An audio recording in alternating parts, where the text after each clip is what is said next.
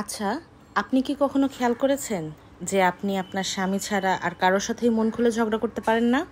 আপনার কি সব ডিপ্রেশন গায়েব হয়ে যায় স্বামীর সাথে ঝগড়া করার পর? ঝগড়া করার পর কি অনেক রিল্যাক্স লাগে? এই কথাগুলো যদি আপনার সাথে মিলে যায় তাহলে এই ভিডিওটা আপনার জন্য, আর যাদের সাথে মিলে নাই তারা কিন্তু ভিডিওটা স্কিপ করতে পারেন। আমাদের মেয়েদের জীবন বিয়ের পর চার দেয়ালের মাঝে স্বামী, বাচ্চা, সংসার এগুলো সামলাতে সামলাতেই চলে যায়। একটা সময় পর কিন্তু এই একঘেয়েমি লাইফ লিড করতে করতে মানুষ ডিপ্রেসড হয়ে যায়। এটা শুধু মেয়েদের জীবনই না, সব ধরনের মানুষের জীবনেই একঘেয়েমি লাইফ লিড করতে করতে মানুষ ডিপ্রেসড হয়ে যায়। এর মানে কিন্তু এই না যে আপনি ডিপ্রেসড হয়ে গেলেই ঝগড়া করবেন। একটা সময় ছিল যখন স্কুলের টিচাররা বেত দিয়ে বাড়ি দিত।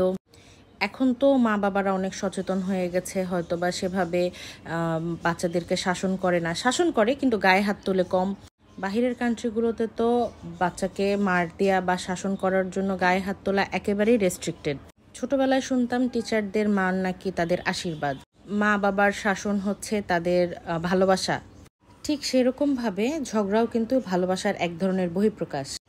এখন অনেকেই বলবেন যে এই মহিলা কি উল্টাপাল্টা কথা বলে। অ্যাকর্ডিং টু দিস থিওরি, মানুষ তার সাথেই ঝগড়া করে যাকে বেশি ভালোবাসে। এটা কিন্তু শুধু স্ত্রীদের ক্ষেত্রে প্রযোজ্য না, স্বামীদের ক্ষেত্রেও প্রযোজ্য। আপনি যদি আপনার প্রিয় মানুষের সাথে ঝগড়ায় লিপ্ত না হন তাহলে ধরে নেবেন আপনার জীবনটা লাউয়ের নিরামিষ তরকারির মতো হয়ে গেছে। জীবনে ফিজিক্স, কেমিস্ট্রি কিছুই বাকি নেই আর। সবই ঠিক আছে, কিন্তু যাই করেন না কিসের জন্য, do it at your own risk. এবং সবচেয়ে বেশি ইম্পর্টেন্টলি, এই ঝগড়াটা যেন মাসের 1 থেকে 5 তারিখের মধ্যে না হয়, সেই বিষয়ে অবশ্যই খেয়াল রাখবেন। আজকের লেখাপড়া এইটুকুই, দেখা হবে আবার অন্য ভিডিওতে। আল্লাহ হাফেজ।